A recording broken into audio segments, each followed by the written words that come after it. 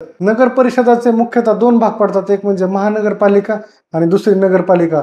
महानगरपालिका ही मुंबई, पुणे, बेंगलोर, कलकत्ता यांसारख्या भागांमध्ये लागू केली जाते।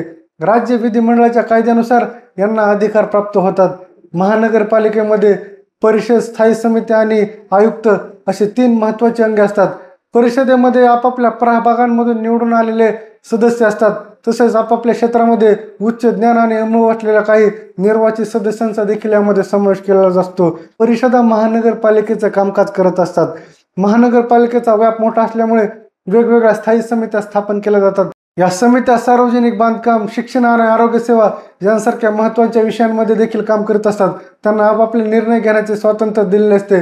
परिषदा आणि स्थायी समित्या यांनी ठरवलेल्या निर्णयाची अंमलबजावणी आयुक्ताद्वारे केली जाते। आयुक्त हा भारतीय प्रशासकीय सेवेतून निवडला जातो आणि त्याची नियुक्ती हे राज्य शासन करत असते।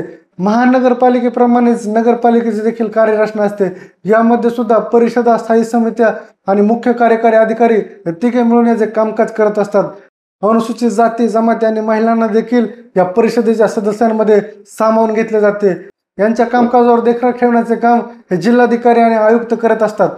ज्याप्रमाणे पंचायत राज व्यवस्थेमध्ये आरक्षणाची तरतूद आहे आणि या निवडणुका लढवण्यासाठी पात्रतेचे आणि अपात्रतेचे नियम सांगितले आहेत, तशाच प्रकारचे नियम हे नगरपंचायतीला सुद्धा लागू होतात। शेवटी पंचायत राज व्यवस्था असो किंवा नगरपंचायत व्यवस्था असो, लोकशाही सामान्य माणसापर्यंत पोहोचवण्यासाठी आणि सर्वसमावेशक लोकांचा यामध्ये समावेश करण्यासाठी भारतीय राज्यघटनेने या नवीन कायद्याचा यामध्ये समावेश केला आहे।